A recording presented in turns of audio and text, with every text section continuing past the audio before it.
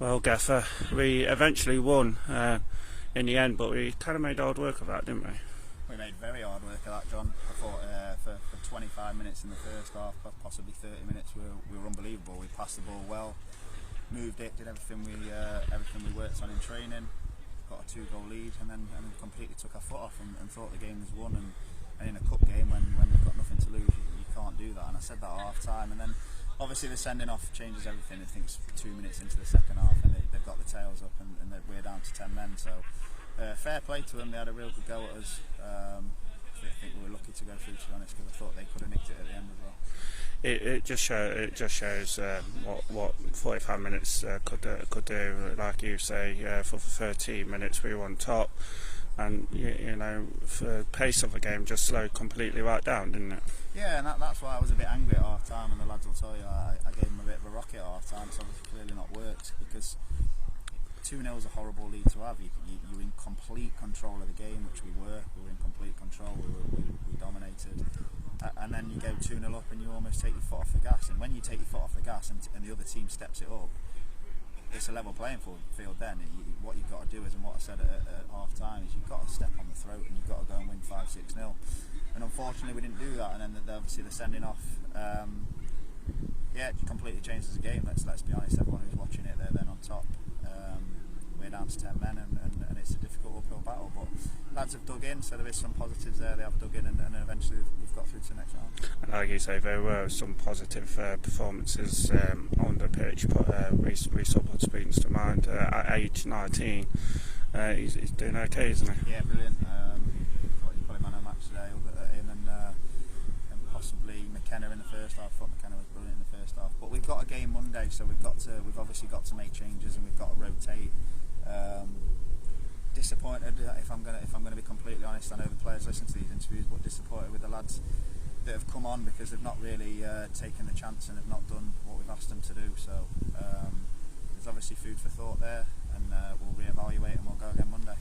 And with so many away games we seem to be having just lately, does that affect your game plan overall, or do you just take each game? Not today, of course it doesn't. I mean, you see the pitch is lovely here, and they've got a nice little setup here, and as I say, first half an hour we completely dominated the ball. They weren't in the game whatsoever, and that's what I expect, and that's what should have continued to happen throughout the game. It obviously didn't, and as I say, 2-0 lead, you take your foot off and you give them a slight bit of hope, and they take that. Their first goal is an absolute worldie. Let's be realistic. He's hit it.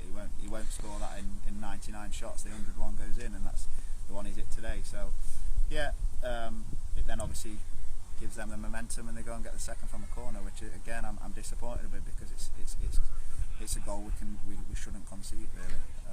And that's a little bit inexperience, and obviously not working on things that we probably should do. But again, the main objective was to get through to the second round and into the next round, and that's obviously what we've done. And we travelled down to Newark, obviously managed by a former teammate of yours. Just tell us how much you're looking forward to that game.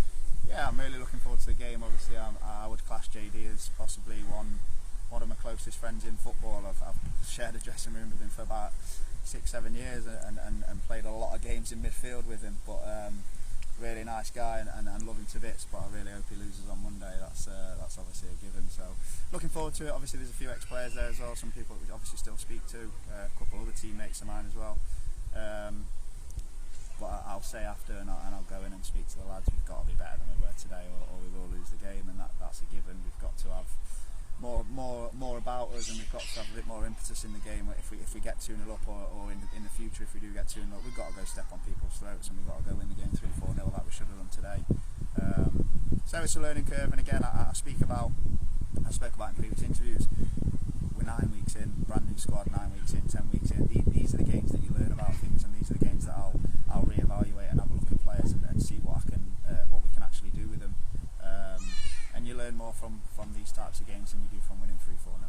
And over say 10 weeks we have been playing, and I'd say there has been some really positive football being played, haven't there? Yeah, and that's also my style.